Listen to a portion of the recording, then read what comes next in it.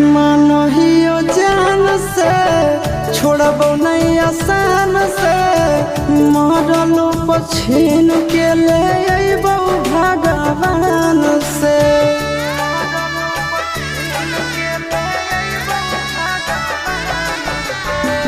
मानहियो जान से छोड़बो नहीं आसान से मरलो पछीन के ले अइबो भगवान से।